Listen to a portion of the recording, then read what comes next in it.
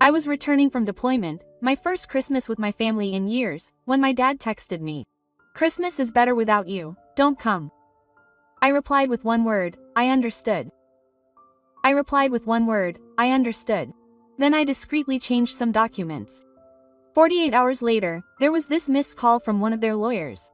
"My name is Lisa. I'm 28 years old, and I was a staff sergeant in the US Army until recently. I was the girl who sent half of her salary home every month because I thought that's what family meant. Period. I've been stationed in Germany for a year and haven't seen my family in person in almost 4 years. Not because I didn't want to, but because there are only so many times you can fly halfway across the world and feel like a pawn in your own living room. Period. Yet, this year, I had hope. Which is funny, actually, you'd think that someone trained in tactical risk assessment would be better than anyone, that you shouldn't keep betting on people who never show up for you. Period. But I guess I'm a human before I'm a soldier, and humans have hope even when they shouldn't. When I found out that my Christmas leave request had been approved, I was really excited. I hadn't been home for the holidays since I enlisted. I imagined my mother being emotional, maybe even making me a place at the table, period. I imagined my father offering me a beer, and it wasn't weird. I even had the idiotic idea that my sister might ask me about my life instead of her own car troubles. Period. So I booked the refundable flight because apparently I believe in miracles too. I texted my mother. "I got leave. I'll be home for Christmas. I can't wait to see everyone." She responded in unison to the message. No words, just a little red heart, period. I tried not to believe it too much. I really tried. For a few days, I let myself believe that everything would be okay, that I would come home feeling warm instead of tense. That the people I had helped financially after me maybe wanted me to be there for something other than the money. Period. 12 days before Christmas, my phone rang while I was in the base kitchen halfway through an expired protein bar. It was my dad. "Christmas is better without you. Don't stare at them for too long," hoping it was a joke, a typo, something. Minutes later, my sister followed. "That'll only make things harder. Please don't let this message hit harder than it should." Not because she had been warned before, but because it felt like the kind of message you'd send about an ex and not your own sister. I didn't argue. I didn't ask why, period. I just replied, "I understood." I'd like to say I didn't feel anything, that I'm used to it, but that would be a lie. The kind of lie soldiers tell themselves to sleep better at night. No, my heart broke. Not loudly, not dramatically, just in that quiet, familiar way where you feel something inside you shift and know, it won't shift again, period. Then something else happened. Not exactly anger, not revenge, just clarity. Period. That night, I logged into the system where my name was still listed. To the joint utility account I had been temporarily covering for 3 years, to my sister's car insurance, which had been quietly billed to my card since she lost her job, and most importantly to the mortgage payment portal where I sent money every month, even though I was never on the deed. I didn't own the house, but I had helped keep it afloat. My father couldn't get a loan after he was laid off. My credit and income made it possible to get approved, and since then I've been the invisible crutch that no one recognized. Period. So I made a few discreet changes. First, I turned off automatic transfers. Then, I sent a formal email to the mortgage servicer stating that I would no longer be contributing financially and that all communications had to go through the primary borrower. "Dad, are you sure?" the representative asked me on the phone. That could mean having to refinance or having to stop making payments. I nodded, even though she couldn't see me. I was on point, and then I did something I can't really explain. I took the flight home anyway. Yes, I know. I didn't show up. I made it clear that I wasn't welcome, but the ticket was booked and maybe the sad part was that I needed to go all the way home one last time, even if I didn't set foot there. I landed days before Christmas. I didn't rent a car. I took a cab to a cheap motel off the highway, the kind with thin walls and smudges of mystery on the curtains. I sat on the edge of the bed and looked out at the city I knew.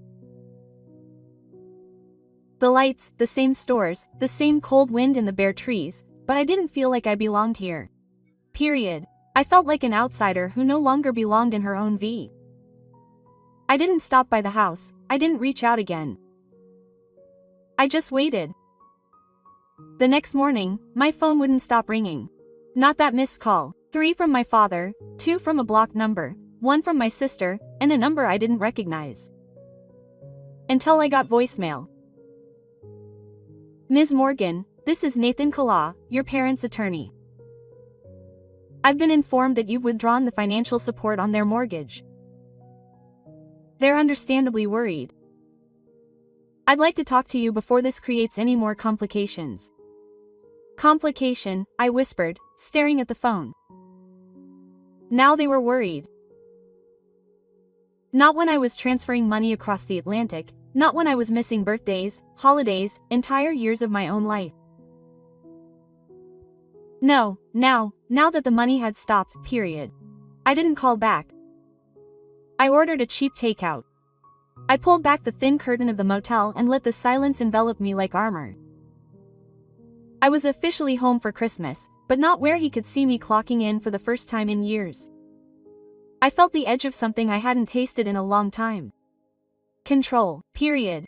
I don't remember the first time I felt like an outsider in my own family. I just remember realizing that it had always been this way.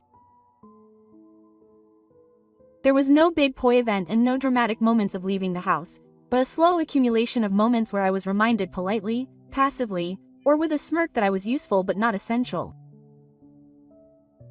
Present but not central. I was 8 when my sister was born.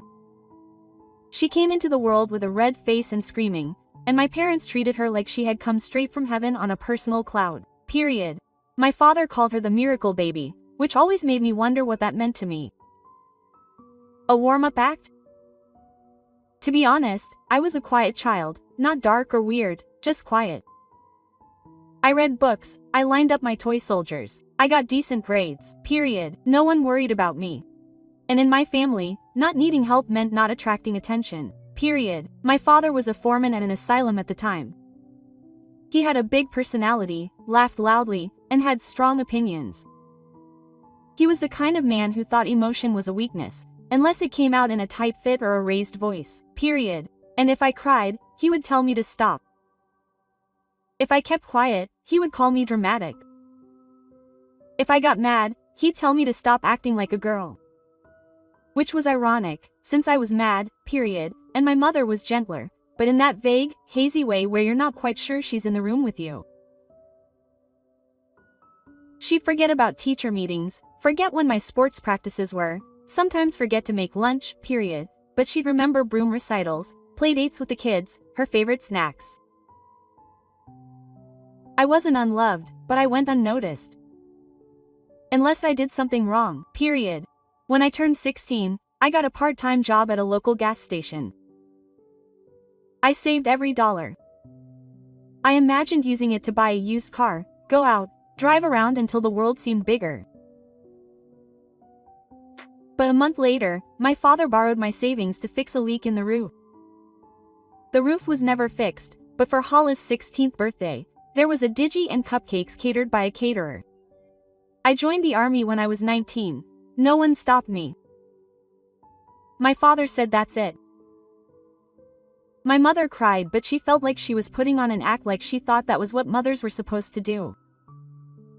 Ale didn't say anything at all. I think about it, she assumed that I would come back eventually, that I would just hang around them like usual, period.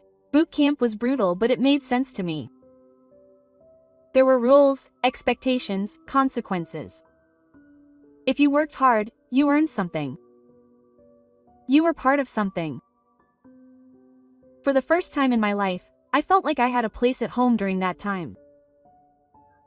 Nothing changed, or rather everything changed, and I wasn't told. I found out my dad had been laid off from the factory when I saw a GoFundMe link my mom had posted on Facebook.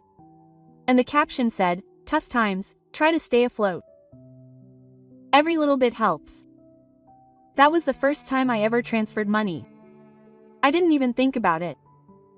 I just logged into my military account and sent $2,000, period. My dad didn't thank me. He just texted me. "That should be enough for this month. Let me know when you can send more." After that, it became routine. The electric bill, the car insurance, the mortgage, period. There was always a reason, always a sigh from my mom and a guilt trip from my dad. It doesn't last forever, you're the only one who can get by. All, on the other hand, worked part-time and got by.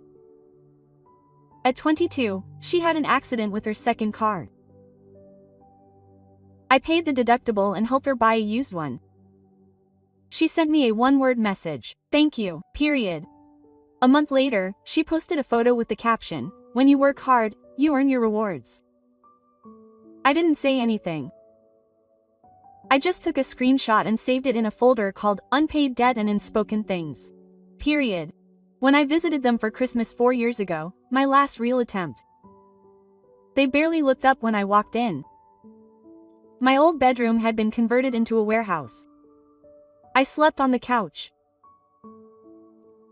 During dinner, my dad raised a glass to Allie, the ever-present. I didn't say anything. I didn't eat much the next morning either. There was no gift with my name on it, just a mug that said "Big Grumpy Vet Peeve."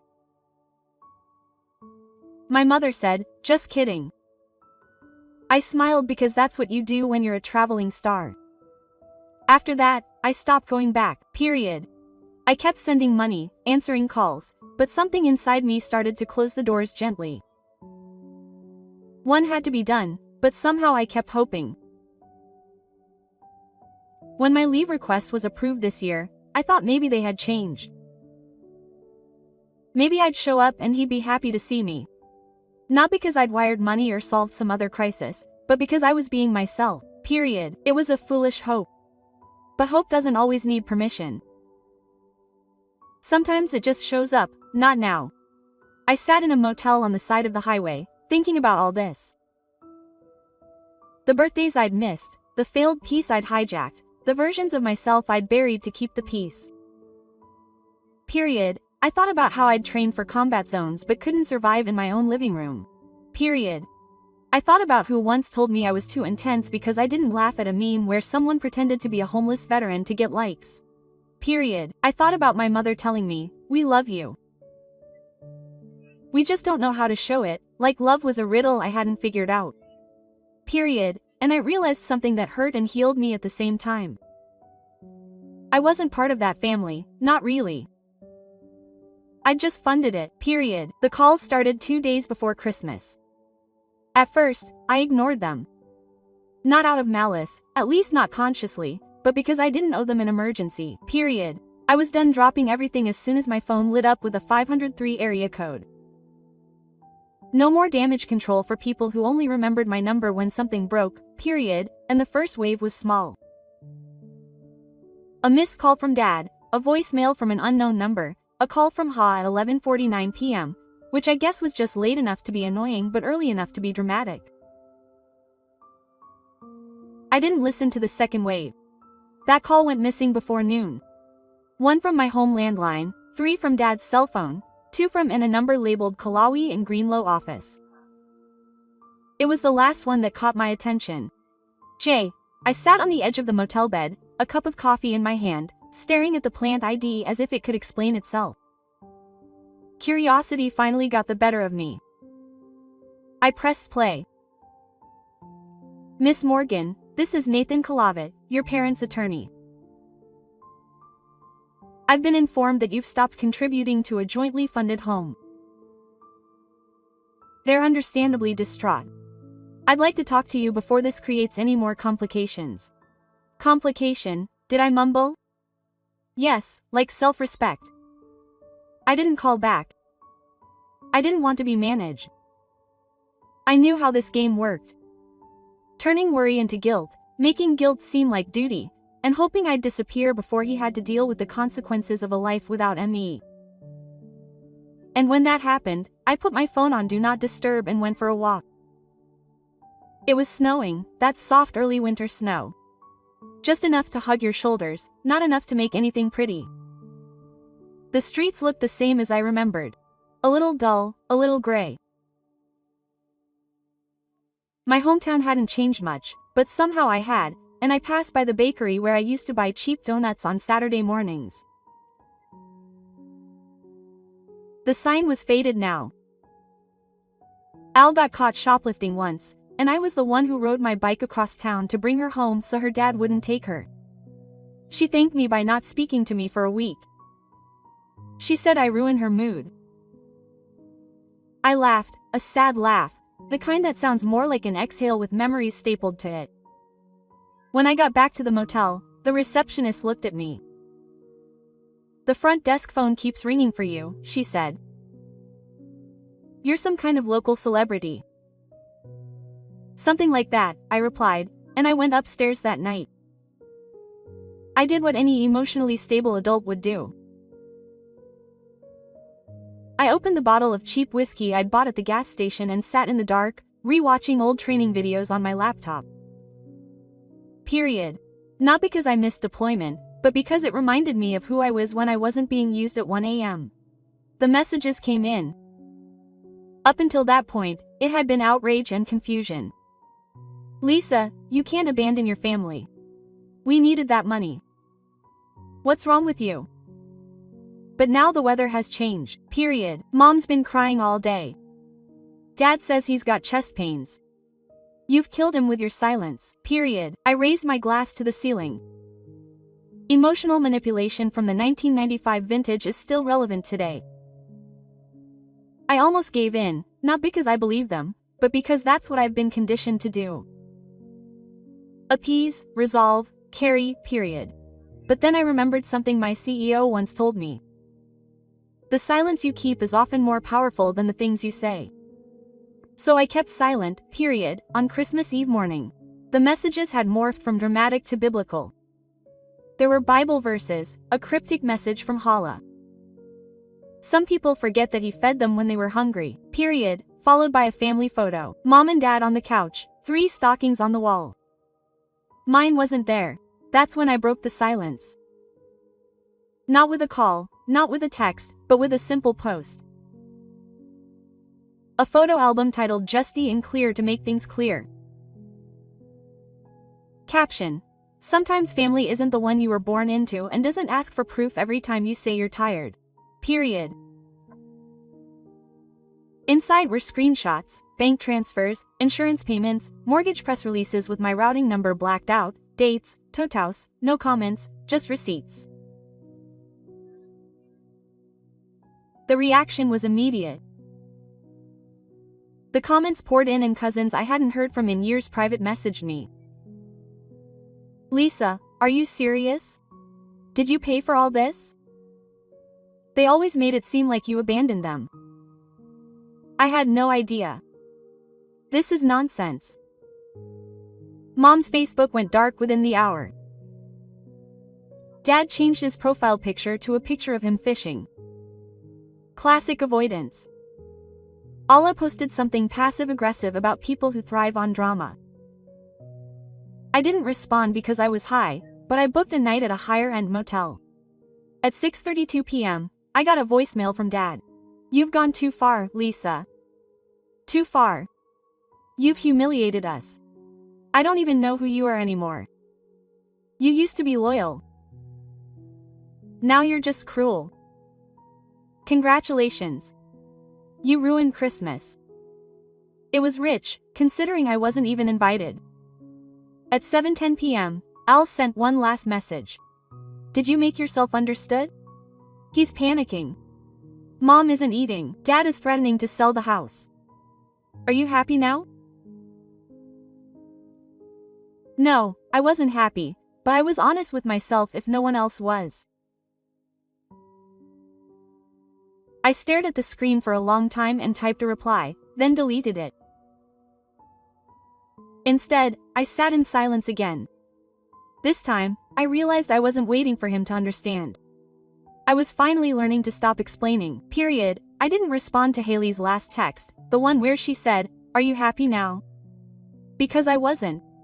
Not really. Period. I didn't feel triumphant or vindicated, just tired like someone who's been dragging a suitcase uphill for 10 years and finally let go of the handle. Period. On Christmas morning, I woke up to silence. No call, no threat, no guilt bomb, just the hum of the hotel mini fridge and a blinking light on my phone. An unread voicemail from an unknown number. I press play. Period. Miss Morgan, it's Mr. Kalau again, talking to your parents, and I think emotions are running high right now. They'd like to meet you in person without pressure. Sure, but I think a calm conversation might solve this problem. I stare at the ceiling. Solve what exactly? The 10-year-long domestic harassment, the financial hostage-taking. Still, a part of me was curious. I texted back with the time and place. Tomorrow at 6 p.m. Nissan is having dinner on Route 12, a booth in the back, a neutral ground, a public place, less risk of yelling. Or at least less volume if they tried. I didn't tell them I'd bring someone else. The next evening, I arrived 10 minutes early and ordered a coffee. No food. I didn't trust my stomach. Period. The place was quiet, dimly lit.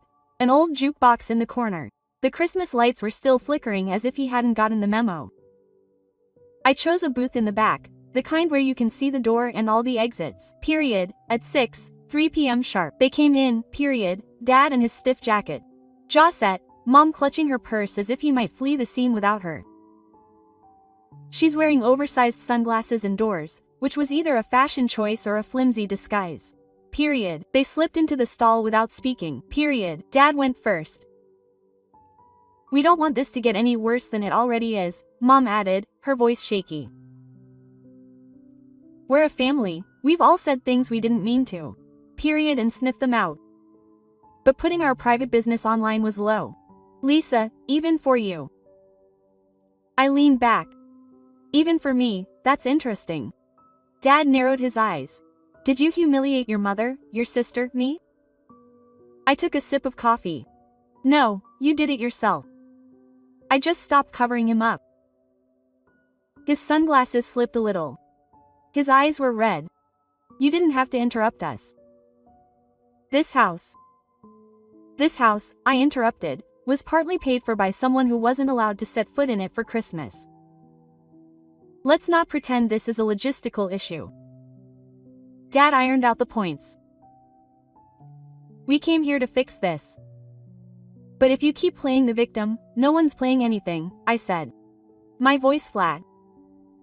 I just stopped financing my own erasure. I reached into my coat and pulled out a thick, tightly bound folder.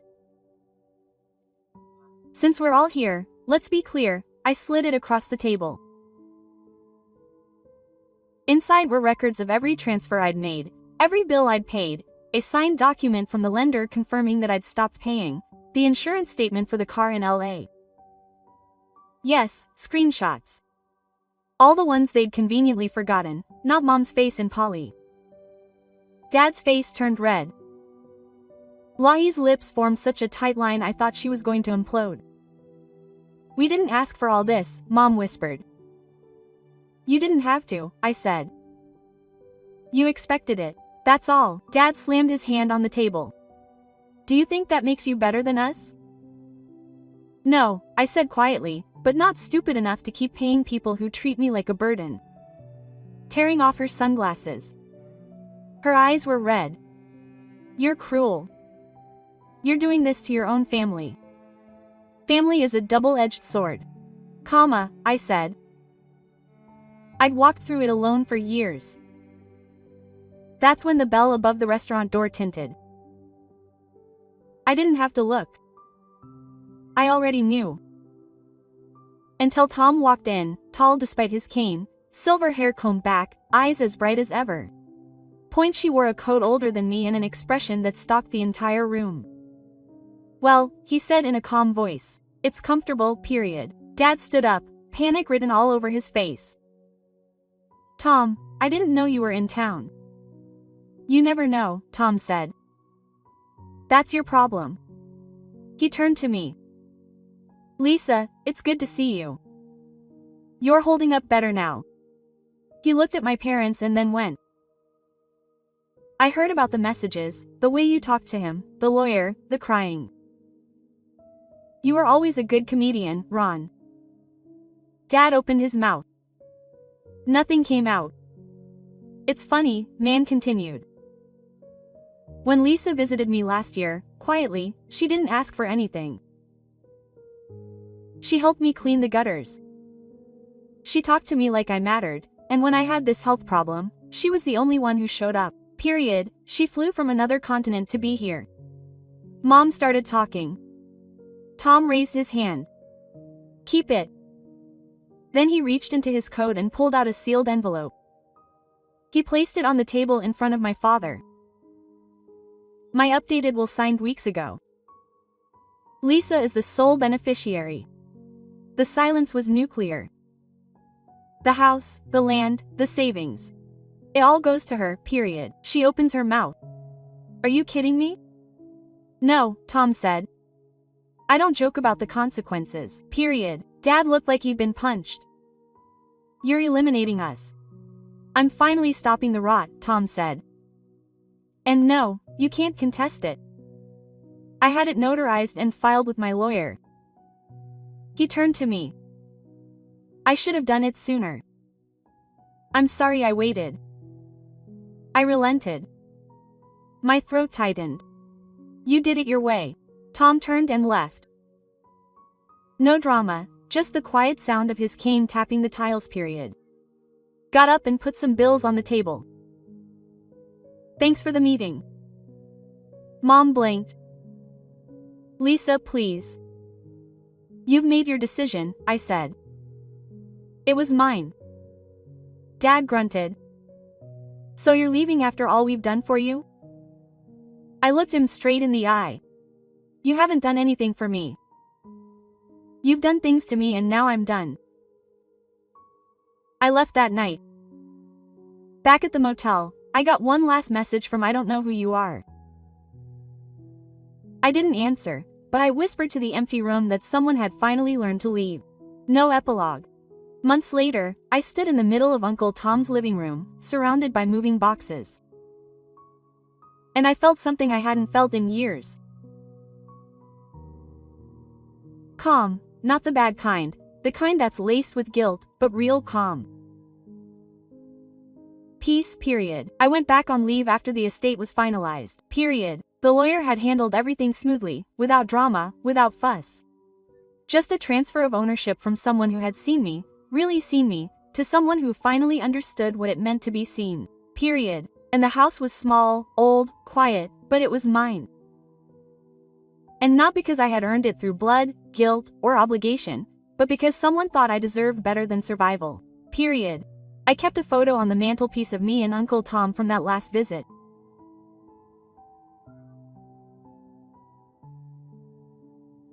We sat under his Porsche, riveted. Period. That rare kind of love that doesn't announce itself. It just shows up. Period. I haven't spoken to my parents or gone to a restaurant since that night. There were a few messages after the will became public. Some pleading, some accusing. I blocked them all and didn't feel guilty. Not anymore. We don't owe someone peace because they share our blood. Sometimes it's family that wears you down, and sometimes it's freedom that comes when you finally stop letting them. JJ doesn't know what I'll do next. Maybe I'll turn the house into something meaningful, a place of rest for veterans. Or maybe I'll just live there for a while, learning to exist without bracing for the impact. Either way, I won't look back. Thank you for listening. It really wasn't an easy story to tell, but maybe someone needed to hear it. Let me know in the comments. Do you think I did the right thing? Would you have done anything differently? And if you want to hear more stories like this, don't forget to subscribe. Mr.